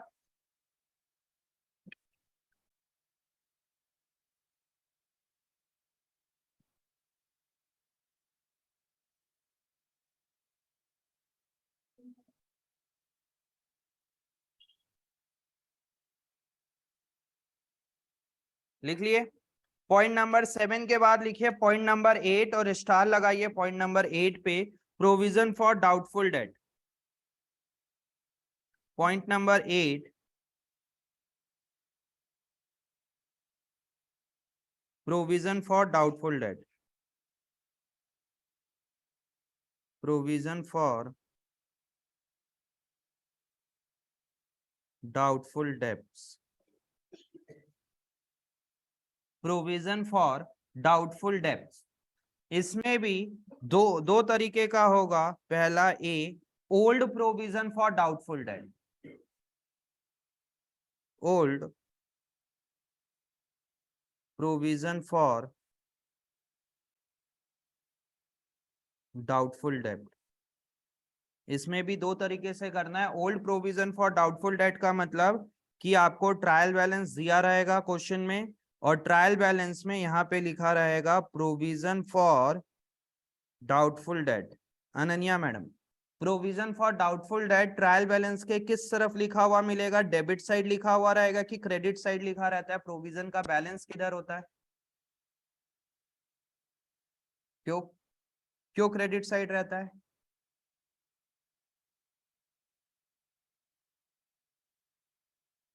वो किस तरफ रहता है बच्चे? क्रेडिट साइड रहता है, क्योंकि लायबिलिटी बैलेंस होता है, क्रेडिट बैलेंस होता है, इसलिए क्रेडिट साइड रहता है। ठीक है, इसका इसका ट्रीटमेंट क्या होगा बच्चे प्रोविजन फॉर डाउटफुल डेट का?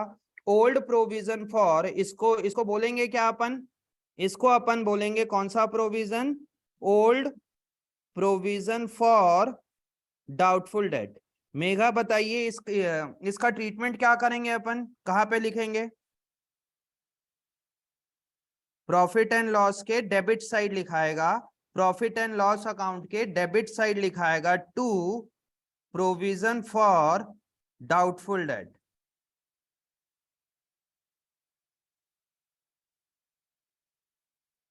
हाँ जी वंशिका,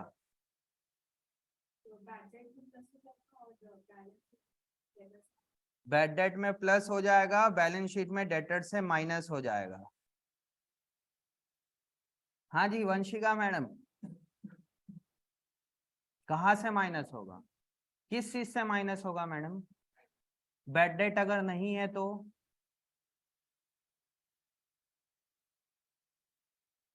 अलग से बन जाएगा, डेबिट साइड लिखा जाएगा, जो जो हमने लिखा है सही है। इसीलिए बोलता हूं ओवर कॉन्फिडेंस में मत रहा करो। मुक्ति,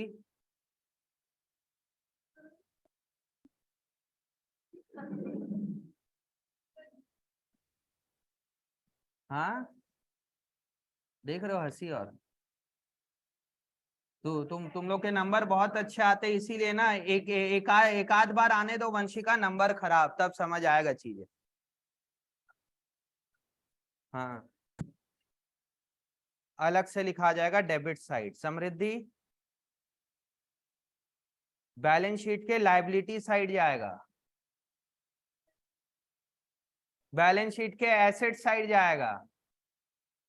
देख रहे हो लेवल, मतलब अभी तक लग रहा था कि क्लास एकदम स्मूथली चल रही है, चलने दो, ठीक है।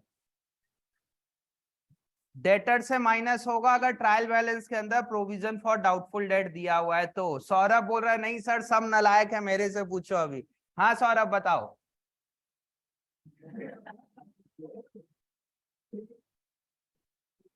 मतलब अब आया क्लास में, थोड़ा माहौल बना है कि अब थोड़ा लग रहा है कि हाँ ऐसा आ जाएगा तो क्या करेंगे। प्रॉफिट एंड लॉस के क्रेडिट साइड जाएगा, देखिए ये नालायक को, एक बोल रहा है प्रॉफिट एंड लॉस के क्रेडिट साइड जाएगा by provision for doubtful debt, old provision for doubtful debt. हाँ वेदांत, अगर अगर बेड डेट नहीं दिया हुआ है तो लायबिलिटी तरफ चल देगा। हाँ जी वेदांत, क्या नाम है, रुद्र।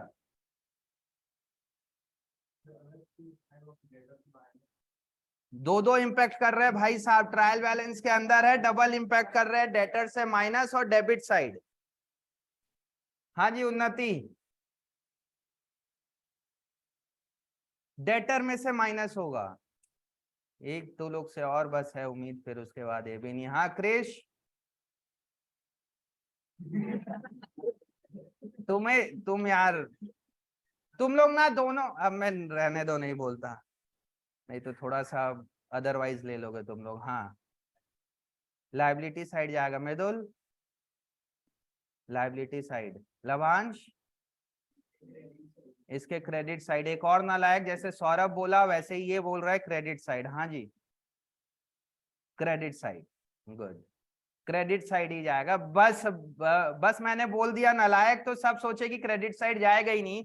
मैडम लोग, प्रोविजन फॉर डाउटफुल डेट आपका क्रेडिट ओल्ड बैलेंस दिया रहता है, तब करते क्या है अपन बच्चे, डेबिट साइड तो जाने का सवाल ही नहीं उठता है। यहाँ पे ये होता क्या है, जो आप लोगों ने रट्टा लगाया हुआ है, to bad debt plus further bad debt plus new provision minus old provision, इस तरीके से आप लोगों ने याद कर लिया है चीजों को। बट अगर ये तीनों चीजें नहीं हैं तब क्या हो रहा है, ये माइनस हो रहा है, मतलब आप इसको किस तरफ लिखोगे, क्रेडिट साइड लिखोगे, old provision for doubtful date, कि जो मैंने पहले से एक्सपेंस बुक करके रखा हुआ था अब उसकी रिक्वायरमेंट नहीं है। मैंने 5 साल पहले सोच के रखा था मेरे को 50,000 रुपए का क्या हो सकता है, डाउटफुल हो सकता है, उसका प्रोविजन बना के रखा था। अब आज के टाइम पे मुझे लगा कि उसकी कोई रिक्वायरमेंट ही नहीं है, मतलब क्वेश्चन बोला ही नहीं फर्दर बेड डेट मेंटेन करके रखो या इतना प्रोविजन मेंटेन करके रखो, कुछ नहीं बोल रहा है। मतलब ओल्ड प्रोविजन का क्या करेंगे हम, क्रेडिट, प्रॉफिट एंड लॉस के क्रेडिट साइड। बट यहां से भी बात नहीं बनती है, आपको इसका अकाउंट बना के रखना चाहिए, प्रोविजन फॉर डाउटफुल डेट। अगर ओल्ड प्रोविजन है तब क्या आ जाएगा, बैलेंस ब्रॉट डाउन, ना तो इसका कोई बेड डेट हुआ, ना तो फर्दर बेड डेट हुआ, ना तो आपको कुछ कैरिड डाउन मेंटेन करके रखना है, कुछ नहीं करना है। तब बैलेंसिंग फिगर क्या आ जाएगा यहाँ पे, प्रॉफिट एंड लॉस अकाउंट, इतना इतना रुपए का क्या हो गया मेरे लिए, इनकम हो गई। इसका ट्रीटमेंट समझने की कोशिश करिए कि क्या है ये जो यहाँ पे ओल्ड प्रोविजन है, इसका क्या मतलब हो रहा है, ये ओल्ड प्रोविजन का मतलब क्या हो रहा है कि मैंने 2 साल पहले, 3 साल पहले, 5 साल पहले, 10 साल पहले सोच के रखा था मेरे को 50,000 रुपए का शायद बेड डेट हो जाए, हो सकता है तो मैंने 5 साल एक प्रोविजन बना के रख दिया था। समझ में आया? ये हर साल आपके पास क्या आ रहा है, क्रेडिट बैलेंस आते जा रहा है। बट हाँ, तुम लोग इसलिए बोल दिए होगे कि ये क्रेडिट साइड जाएगा। कौन कौन बोला था बैलेंस शीट लायबिलिटी साइड जाएगा? हैंड रेज करिए। बैलेंस शीट लायबिलिटी साइड जाएगा, अच्छे से हैंड रेज करिए। जो बैलेंस शीट लायबिलिटी साइड जाएगा, ये एक हो सकता है चांसेस, अगर एडजस्टमेंट में कुछ पॉइंट लिखा तो विद कंडीशन अप्लाइड वाली बात है कि ये चीज बैलेंस शीट लायबिलिटी साइड भी जा सकता है अगर मुझे इतना ही प्रोविजन और मेंटेन करने के लिए एडजस्टमेंट में लिख देता तब। बट यहां पे कुछ भी नहीं लिखा है एडजस्टमेंट में, मतलब लायबिलिटी साइड चांसेस है, 50% लायबिलिटी साइड भी है, क्योंकि मैंने क्वेश्चन में एडजस्टमेंट का कुछ नहीं बोला था। तो आप लोगों ने मान लिया कि बैलेंस शीट लायबिलिटी साइड चल देगा। बट अगर क्वेश्चन के एडजस्टमेंट में यहां पे बोल दिया कि provision there is no need to maintain provision for doubtful debt, तब ये क्या बन जाएगा मेरे लिए? इनकम बनेगा, अगर एडजस्टमेंट में ऐसा पॉइंट लिखा है। और अगर एडजस्टमेंट में कुछ नहीं लिखा है तब वो बैलेंस शीट लायबिलिटी साइड जाएगा। सही बोल रहे हो, अगर एडजस्टमेंट में कुछ नहीं लिखा रहेगा तब। अदरवाइज ये कहा जाएगा बच्चे, आपका प्रॉफिट एंड लॉस के क्रेडिट साइड जाएगा अगर provision for doubtful date maintain नहीं करना है तो। और अगर यहां पे लिखा रहेगा there is no need to maintain provision for doubtful debt, तब क्या बन गया मेरे लिए? वो इनकम बन गया। बट आप लोग को इतना डिटेल पे तो ऐसा आने वाला नहीं है। आप लोग ऐसा इस तरीके से सोच के रखिए कि या तो आपको अकाउंट बना के करना है, या तो आप जो रट्टा लगा रखे वो bad debt plus further bad debt plus new provision minus old provision. क्योंकि क्वेश्चन में कभी भी आपको ओल्ड प्रोविजन दिया हुआ है तो उससे रिलेटेड कुछ ना कुछ एडजस्टमेंट दिया रहेगा। और मैं यहाँ पे साइलेंट था तो थोड़ा सा वो हो रही थी कि लायबिलिटी साइड भी तो जा सकता है सर, क्योंकि क्रेडिट बैलेंस है, मतलब या तो वो इनकम होगा या तो वो लायबिलिटी साइड जाए।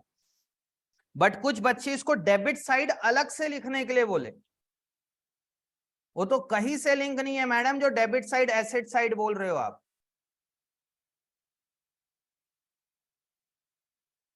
समझ में आया?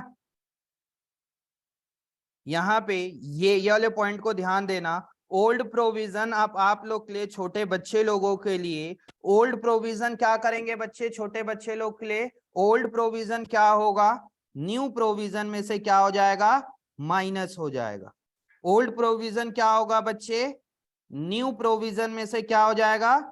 माइनस हो जाएगा, क्योंकि क्वेश्चन में न्यू प्रोविजन से कुछ ना कुछ रिलेट पॉइंट बोल रहा होगा। इसीलिए एक था आपके पास क्या? ओल्ड प्रोविजन, और इसी का सेकेंड पॉइंट आपका बनता है, सेकेंड पॉइंट यहां पे बनता है न्यू प्रोविजन। क्या बनेगा? New provision for doubtful date. इसका ट्रीटमेंट थोड़ा सा इजी हो जाता है। इसका ट्रीटमेंट क्या होगा बच्चे? प्रॉफिट एंड लॉस अकाउंट के डेबिट साइड जाएगा टू न्यू प्रोविजन, जितना भी अमाउंट होगा वो। और दूसरा क्या होगा? बैलेंस शीट में जो भी डेटर्स दिया होगा, डेटर सपोज 10,000 का, इसमें से क्या होगा? फर्दर बैड डेट अगर दिया हुआ है 2,000 रुपए का तो वो माइनस हो जाएगा। उसके बाद जो 8,000 बना हुआ है, इस 8,000 का हम प्रोविजन बनाएंगे, provision for doubtful date 10%। Suppose तो कितना हो गया? 800 रुपए। ये 800 रुपए यहाँ पे माइनस हो जाएगा, और ये न्यू प्रोविजन यहाँ पे 800 रुपए क्या हो जाएगा? Profit and loss debit side चल देगा। ये है न्यू प्रोविजन का ट्रीटमेंट। इस चीज को ऐसे ही करके लिखिए, new provision for doubtful date, new provision for doubtful debt. Old वाले को लिख के छोड़ देना, क्योंकि जब भी ओल्ड प्रोविजन होगा तब उसमें कंडीशन अलग अलग लिखे रहती है। New provision for doubtful debt लिखिए, profit and loss new provision के नाम से जाएगा। बैलेंस शीट डेटर में से फर्दर बैड डेट दिया होगा तो माइनस होगा, और माइनस होने के बाद आपका जो बैलेंस बचेगा उसका 10% आपको प्रोविजन फॉर डाउटफुल डेट बनाना है।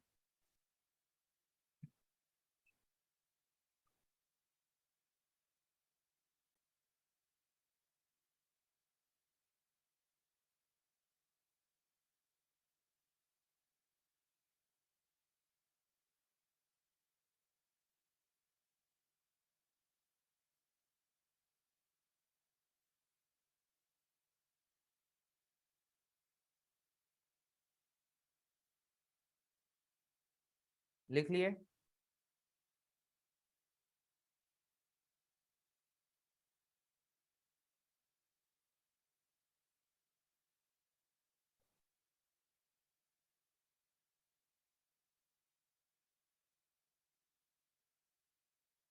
यार इसके बाद प्रोविजन फॉर डिस्काउंट वाला भी लिंक है, इसका एक एग्जाम्पल भी कराना है। हो गया सबका? ठीक है, चलिए इस चीज को समझने के लिए बी बी पॉइंट जहां पे आपने किया है उसी के साथ साथ एक एग्जाम्पल लिखिए, वहां से चीजें पूरी क्लियर होगी।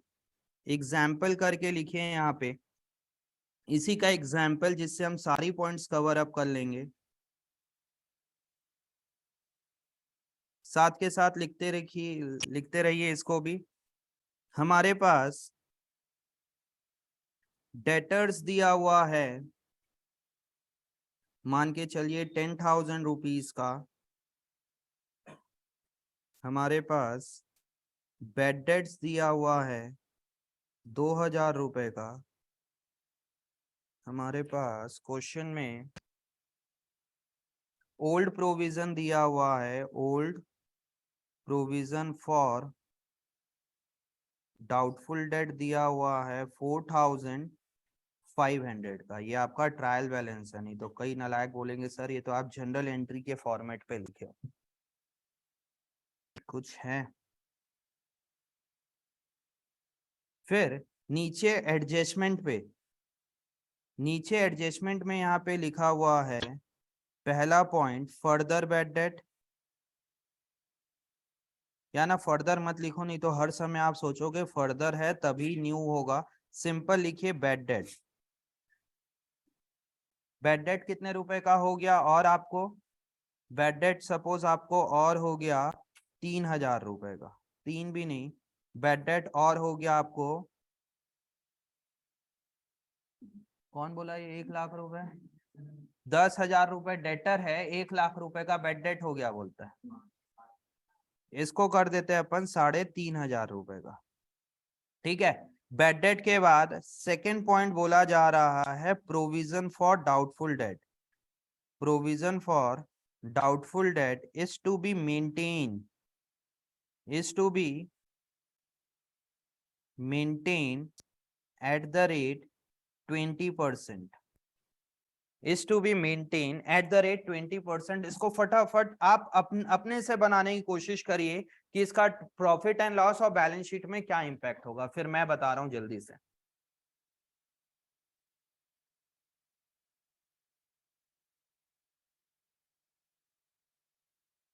जल्दी से लिखिए और उसको भी लिखो ताकि जल्दी हो जाए। ये खुद से ट्राई करिए और जो क्वेश्चन बना रहे हैं जल्दी बनाइए।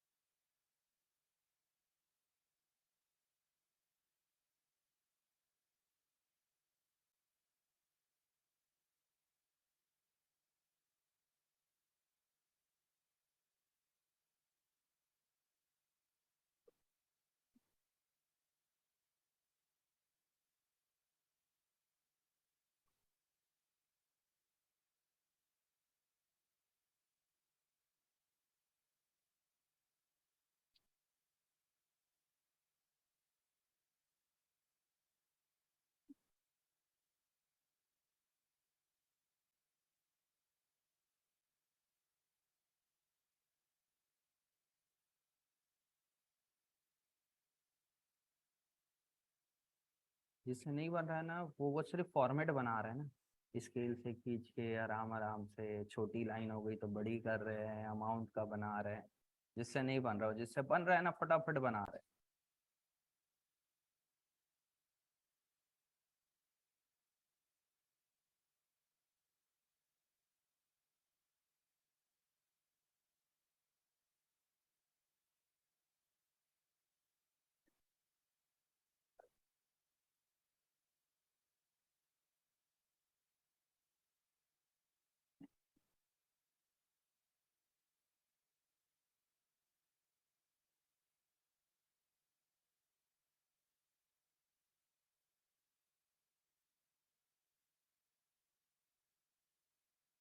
हो गया। चलिए देखिए सामने, यहाँ पे ध्यान देना आप लोग सब कोई, कि ये वाला जो बैड डेट है, कौन सा बैड डेट है ये? Old bad debt. बॉक्स में लिख दीजिए इसको, ओल्ड बैड डेट। और ये वाला जो चीजें है ये क्या है आपका?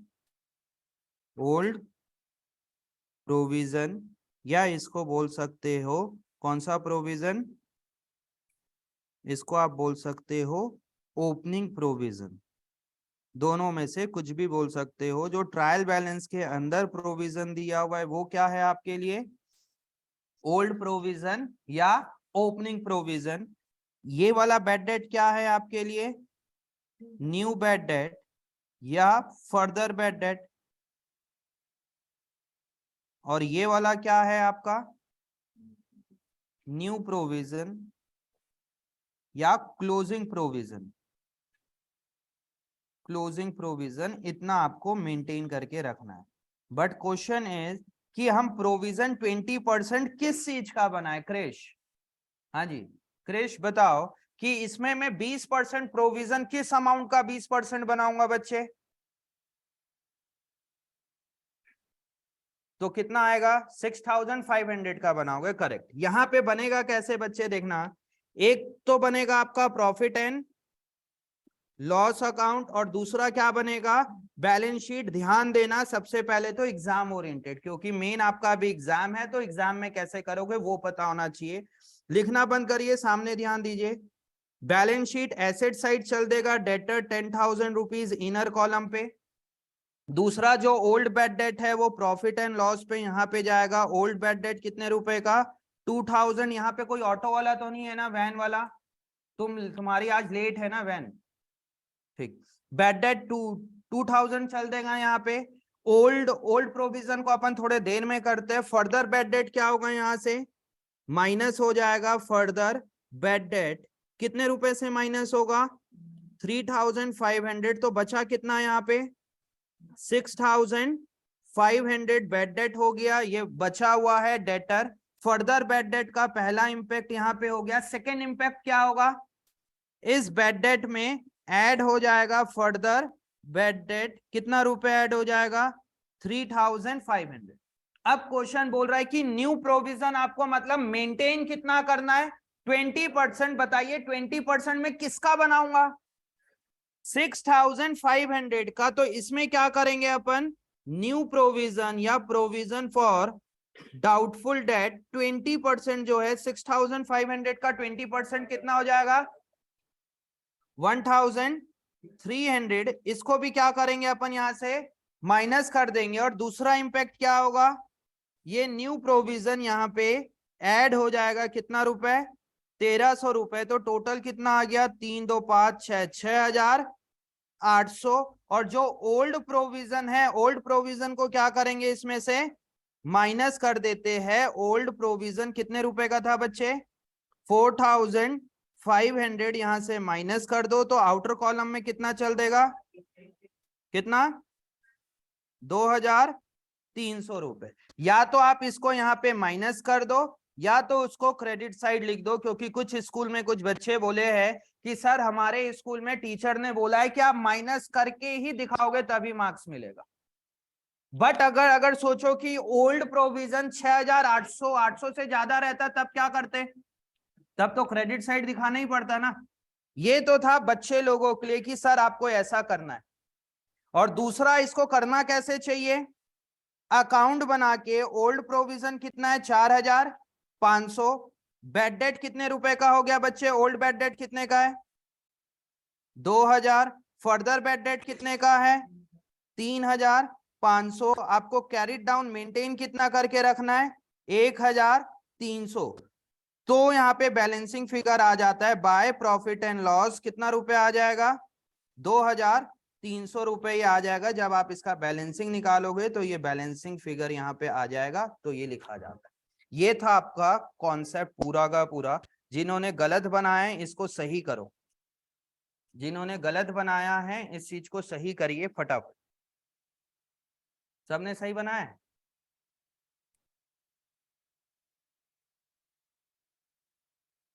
तुम क्या इतना गलत बना रखी थी जो इतना ओवर राइटिंग कर रहा था? क्यों?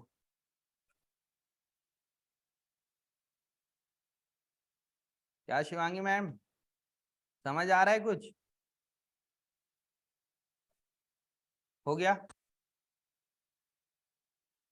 अभी एक एडजस्टमेंट और करना है, तभी अपन इस चीज को वाइंड अप कर सकते हैं। और तुम लोग का माइंड ना वो हो जाता है, मतलब ये ऑटोमेटिकली घंटी बज जाती होगी दिमाग में कि यार सर 1.5 घंटा हो गया होगा पक्का। हाँ जी, इसको लिख लिए सब। कौन सा पॉइंट था ये हमारा? 8th point. 8th पॉइंट के बाद आपका बनेगा 9th पॉइंट। 9th पॉइंट क्या होगा? Provision for discount on debtors. इसका ट्रीटमेंट लिखते हैं direct. Provision for discount on debtor का ट्रीटमेंट होगा पहला प्रॉफिट एंड लॉस अकाउंट के किस तरफ जाएगा ये? Debit side. और दूसरा ट्रीटमेंट क्या होगा ये? बैलेंस शीट में डेटर में से माइनस हो जाएगा। लिखिए इसको। बैलेंस शीट डेटर में से माइनस हो जाएगा।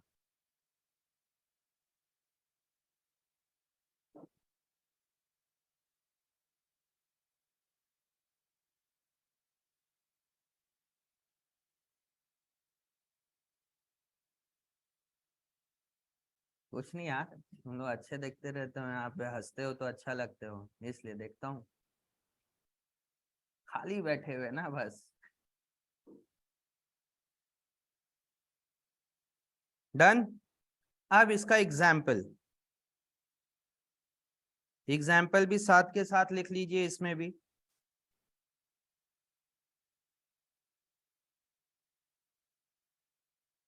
इसमें आपका दोनों चीज कवर हो जाएगा, प्रोविजन फॉर डाउटफुल डेट भी कवर हो जाएगा। डेटर आपको दिया हुआ है 50,000 रुपए का।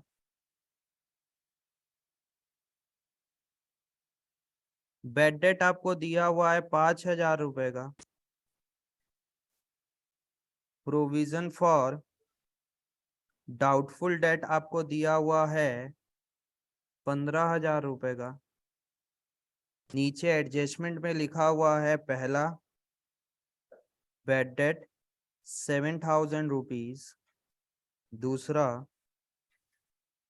Provision for doubtful debt is to be maintained at the rate 10%। और तीसरा provision for discount on debtor at the rate 5%। Provision for doubtful date है, डीडी मतलब प्रोविजन फॉर डाउटफुल डेट। और इसका ट्रीटमेंट लिखिए खुद से, ट्रेडिंग प्रॉफिट एंड लॉस और बैलेंस शीट बना के। और ये ट्रायल बैलेंस है, जनरल मत लिखना। ये क्या है? Trial balance. लिखिए इसका ट्रीटमेंट भाई साहब।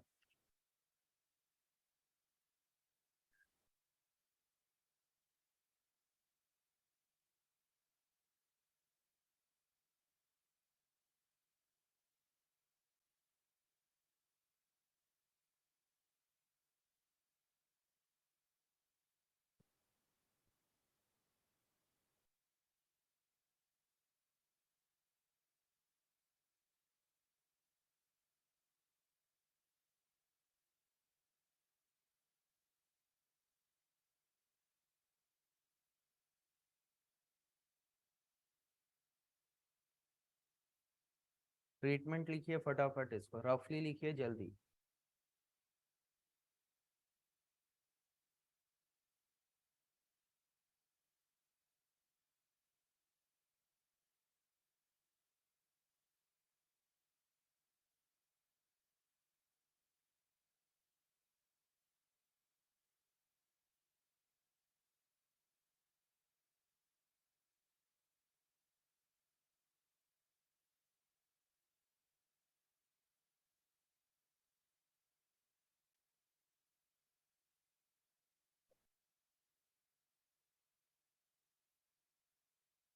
हो गया।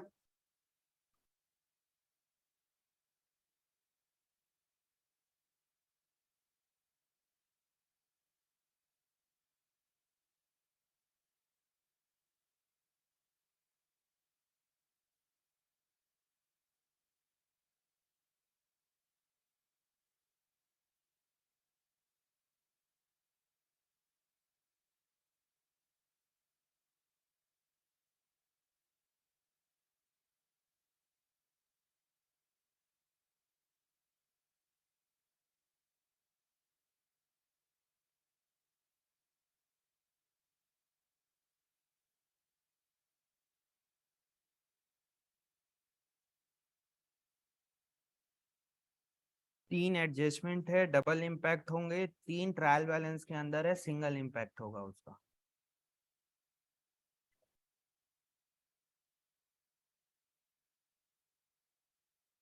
समझ आया मयंक?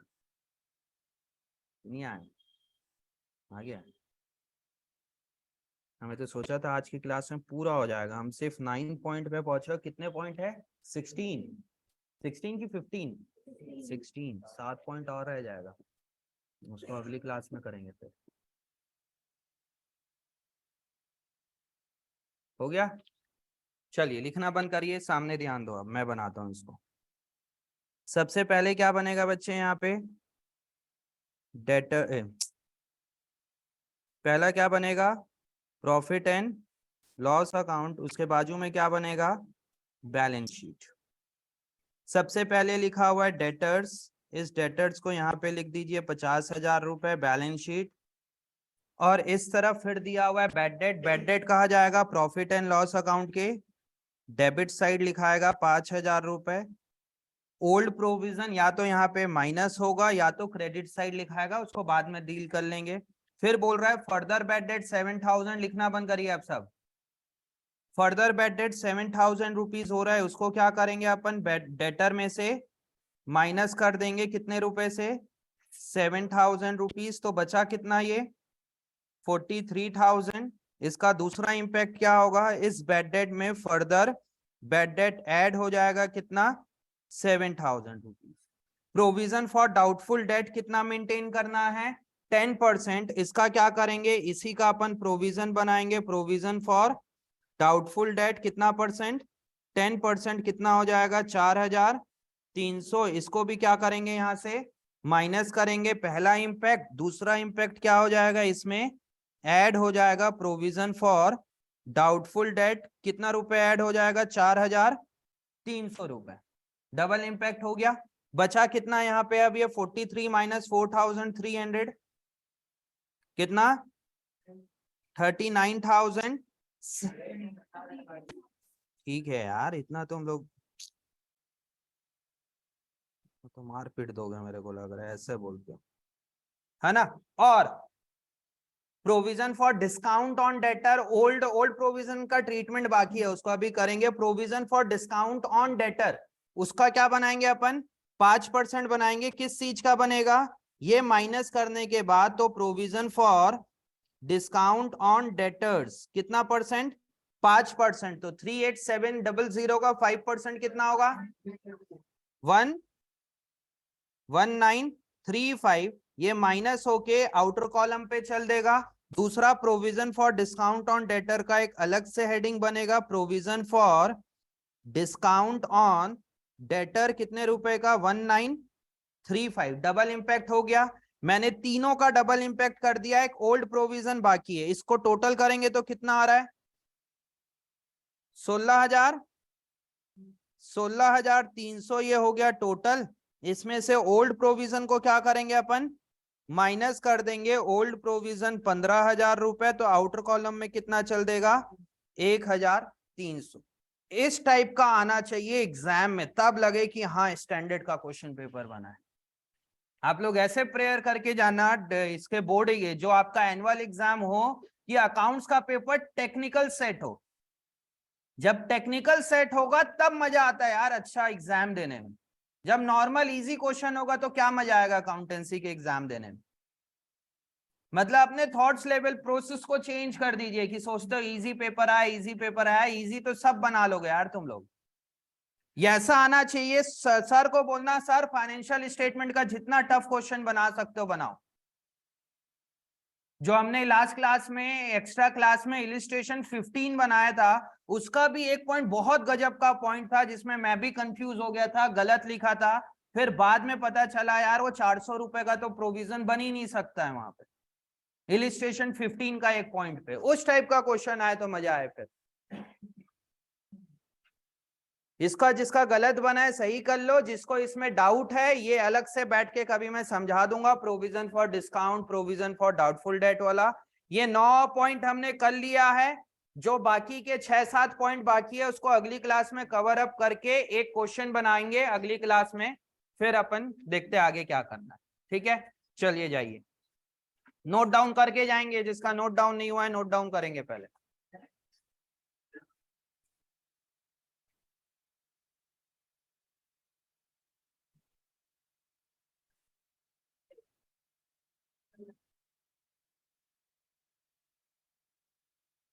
गेट खोल के जाना वंशिका, नीचे लॉक लगा देना गेट।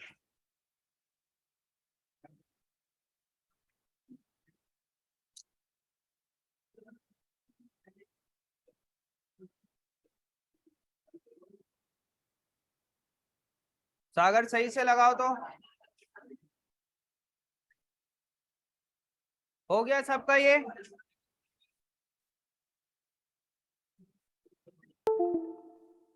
आशीष फैन ऑन करो तो चारों, वहां से चारों फैन ऑन कर दो।